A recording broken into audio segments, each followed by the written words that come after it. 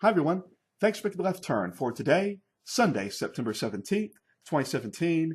I'm George Ford. Welcome back to the JAX Left channel and welcome to JAX 75, Jacksonville in 1975, a special presentation, a collection of images from the year 1975 of Jacksonville, Florida, that I will narrate. I want to tell you all the stories of all the things that were happening in Jacksonville in 1975.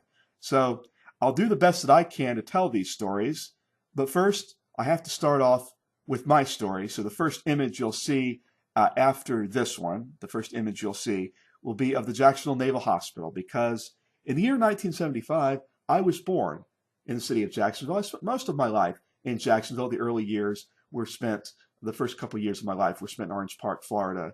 But then later on, I moved to Arlington, lived in Mandarin, and lived on the west side, and I live on the west side as well. So later on, when I came back to Jacksonville. So now you see here the Naval Hospital. Now I remember when that front building and that appendage with the big windows, all the big windows, that building wasn't there, and the side area there wasn't there. It was just the hospital, a building, and the front gates back in those days was a little bit different. The main gate was different at NAS-JAX, so if you wanted to see me in the early days of my life, you had to get through the U.S. Navy first. So fascinating world. My dad was retired Navy. He was working on electronics engineering, and he was, in 1975, was a couple years away from starting work in television broadcast engineering.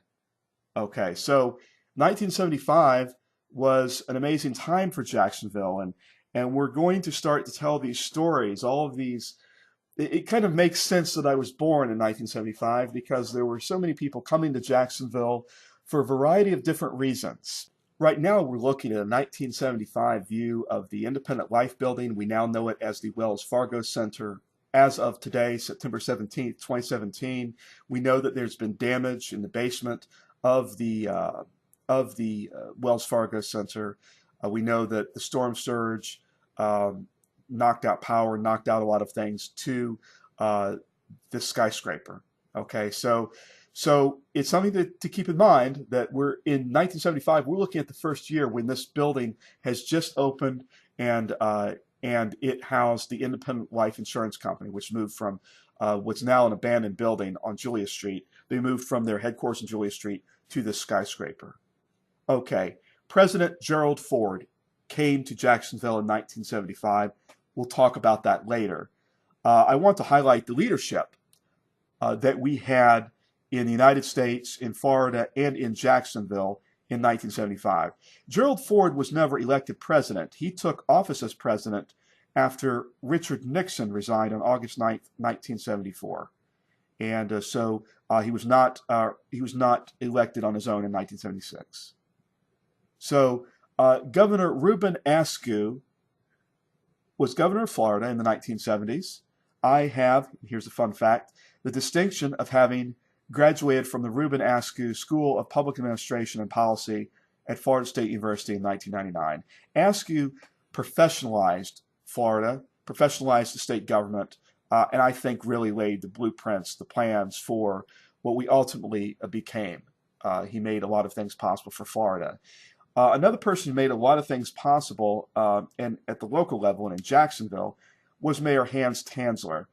He was mayor from 1967 to 1979, so his, obviously, 1975 is smack dab right there in the middle of his administration of the city. And so you get a chance to see some interesting things that are going on, and he had the opportunity to attend a ribbon cutting ceremony because in January of 1975, Jacksonville had gotten right on down to business with Sears. Sears built a merchandise distribution center in the Imison Industrial Park. This was after Imison was no longer the official airport of the city. That had moved to Jacksonville International Airport up towards I-90, off of I-95. This was a big thing for Imison, the Imison area, a merchandise distribution center, a warehouse, a call center. A lot of different things were going on. Sears was growing big time back in the 1970s. It was one of the places where America liked to go shop. The Orange Park Mall was built in 1975, and there was a Sears there. The Regency Square Mall would not add a Sears until 1981. Okay, so there was the Sears downtown. There's this that people could go to, and then the Sears out at Orange Park. My grandmother worked at a Sears off of 103rd Street, and then when the mall opened, I went there. So we're looking now inside the merchandise distribution center and some of the different things that were involved. You know, there is a lot of things when you think about Jacksonville, and you know, the good thing about me talking with you is we can kind of talk a little bit about kind of where things are and where things have been. You know, we're great for logistics. We're great for, I think, communications. I think we're great based on where we're positioned geographically. We can sometimes, in a way, I think right now, see echoes of when we look back at this and we look forward at what's going on with Amazon, with the Amazon warehouses, distribution centers, some of the different places all over the city. We can see these echoes of that go on. So Jacksonville has something that has carried forward for quite a long time. Now, we'll go ahead now and we'll transition to the Jacksonville Sheriff's Office. Okay, so interesting story. Back in 1975, these guys busted a guy trying to break into a place downtown. This is an interesting picture. These guys were, I guess they were in their police car, and they passed by a guy they saw trying to break in somewhere. They were on the foot of the Main Street Bridge, and they had to do a quick U-turn. And they got back and they arrested him. But you know, the one thing we saw Mayor Hans Tansler earlier. This is a picture of Jacksonville, what was known for most of its life as Jacksonville Police Headquarters. This is a 1973 picture of the Jacksonville Police Headquarters, which by this point, the police department and the sheriff's office had merged to really become the Jackson Sheriff's Office, to really essentially run most of the law enforcement in Duval County, except for Atlantic Beach, Jacksonville Beach, Neptune Beach, and Baldwin. Okay, well, the mayor of Jacksonville at the time, Hans Tansler, looked at this and said, well, you know, we kind of have an outdated situation. We have a growing city. We have this very nice architecturally, very nice building, but we need to professionalize. We need to kind of get the capability to run a big, huge city. So they looked at it. Everything kind of looked antiquated, looked cramped, didn't look appropriate. At one point, there was even a small jail back in this place.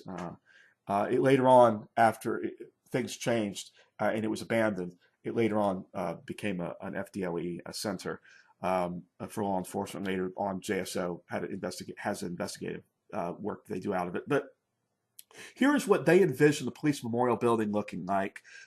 This was a model from January 1975, and so you can see this model here. And you know, it's kind of interesting because I've known the police memorial building mostly, generally just as a bystander, of course. And we see here the beginning, the construction of it. This is later on in 1975. We see at Liberty and Bay Street. Look at the old sign, Liberty and Bay Street, and then you see the new sign affixed to the. See those? And then this is ultimately what we ended up with, which. Due to a lot of different things, you can see where the pedestrian kind of thing that has since been blocked off. The building is somewhat dingy, so we're looking at it down the road. I would think, I would hope we're going to have a new facilities for our sheriff's office. So now we're going to go through now scenes generally from what we would say the mid '70s, generally around that time frame of Jacksonville. Downtown Jacksonville. Now, you still had people shopping downtown to a considerable degree. Again, Orange Park Mall had just opened in '75. Regency Square Mall was out there but hadn't expanded. They wouldn't get the big expansion until 1981 with the Sears. There was Normandy Mall. So all of those were kind of having an impact, but there was a lot of traffic, as you can see. This is, I believe this is on either Ocean or Main Streets. you see a shell in the distance, shell station in the distance, and you see a sign towards the Hart Bridge to the right. So, and you see on Laura Street just some onlookers, pedestrians, and people just sitting enjoying the day on the bench. You have Snyder at the Snyder Church, Memorial Church, in the distance there. So now we're going to start to kind of go out a little bit. We're going to go out to the beaches in just a moment. And I'll just tell you a little, some kind of quirk, I guess you could see, because I just pulled some of these pictures here and there from also just different places. This is 1975 Jacksonville Beach Boulevard, Kenny Shoes. Remember when you just went to a shoe store? You know, back then there were these, you just went to a place that was a shoe store, and you know, you had more shoe geared salespeople. You go because it was a shoe store. All it was a shoe store. You go in, they would have the little shoe fit things along the, you know, and that you could use to measure your feet, or they would use. They would measure you. You know, there was a lot more full service back then. Now, get out to Jacksonville Beach. Look what we have here. We have the Flag Pavilion. This would be the summer of 1975. I remember the Flag Pavilion growing up in the 1980s. Going out to Jacksonville Beach with my family, we parked around there. I believe there was some 4th of July fireworks at one point. They would have big festivities right around the Flag Pavilion. Really beautiful, beautiful. These are the kinds of things that they did back then, and they were real cool places. Now, I did not ever attend Sandalwood High School. I graduated from Forest High School, now we know as Westside High, back in 1993. But I was so impressed when I went through and I was looking at things from 1975. This is the Sanskrit yearbook from 1975. And you think about it, this was 1975 were these kids' times. They were coming of age, and I was just being born. Where are these folks now? Who are these folks? Just think back, okay? And again, at this point, you know, look back at 5 points. Again, I don't know exactly on this one if this is a pure 1975 or not. I think it's certainly mid-70s. We can kind of tell that it kind of has that look to it. And it looks like there was a benefit, or it looks like a play put on by the students of Ed White High School. And at 5 points. 5 Points Theater and 5 Points in Riverside. Now, another fascinating little gem I found. Now, this is Annalita School. The old-timers know it as Riverside Grammar School. It ended being a full school in the year 1960 with the expressway system being built and everything. They closed the school. It was used as an administration building for the Duval County School Board for a while for their purposes. In 1975, it was briefly occupied, but then it went on the market. And, you know, it went on the market. And we all know the rest of the story on that one, don't we? But, you know, there's a lot of people that were coming to Jacksonville in 1975. And, you know, if you're going to see a rock concert, you went to the Coliseum. I remember in the early 1980s going to of all places, the Greater Jacksonville Agricultural Fair. And in the early 1980s, at night, we went into the Coliseum. They had this rock concert. And it was really cool. They always, of course, the word was that the acoustics were never really that great, but I think people had a lot of great time. People could come together in this Coliseum. It was built in 1960. It was demolished in 2003. I graduated Forest High School, now known as Westside High, from inside the Coliseum in the year 1993. But in the year 1975, the king of rock dropped by. Elvis Presley, April 25th, 1975. Now, Elvis Presley has a very special place in my heart. You know, there was a man hailed from Tennessee, and he knew a lot about rhythm and rock, and he really sang some amazing stuff.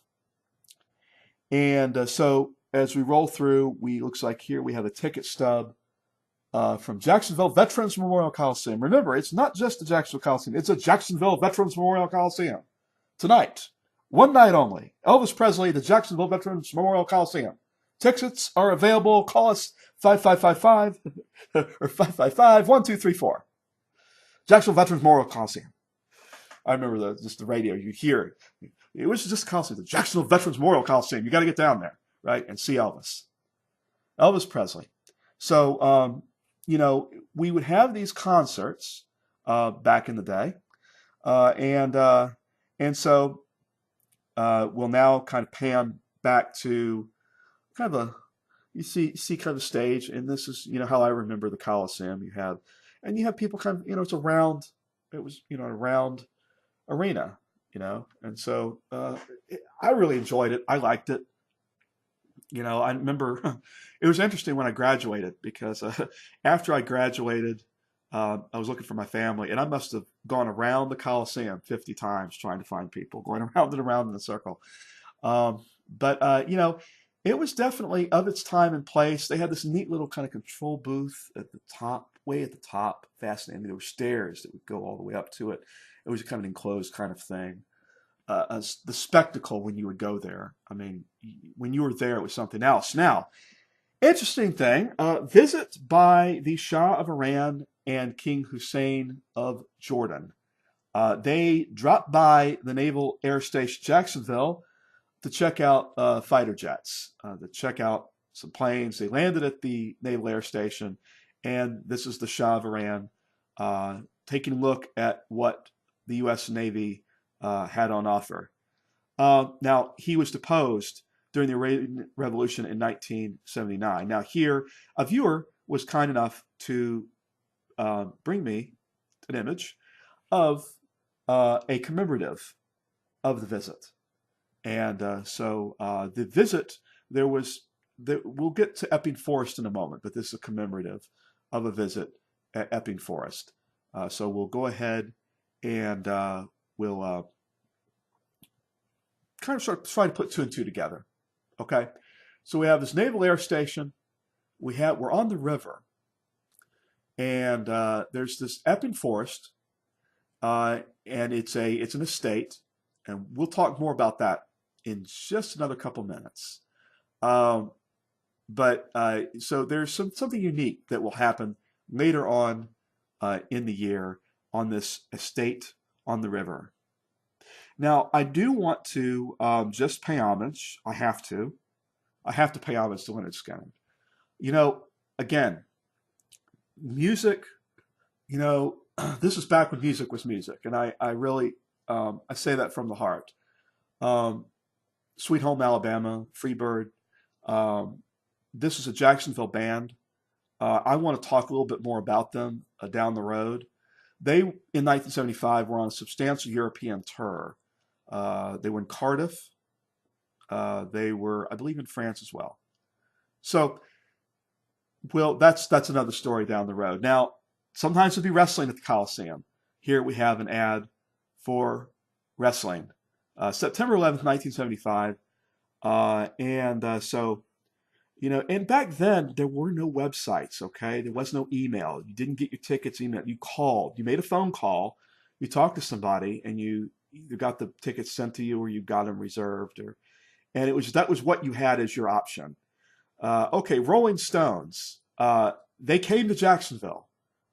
August 2nd, 1975. The British band, the Rolling Stones. Okay? Mick Jagger, and apparently the tickets were $10. And at the Gator Bowl, okay, before it was Everbank Field, and really the form of what we know, I mean, essentially the Gator Bowl was really its own structure. And then in the 1990s, what we know as Everbank Field was created. And so you had this massive crowd, all of this going on at the Gator Bowl.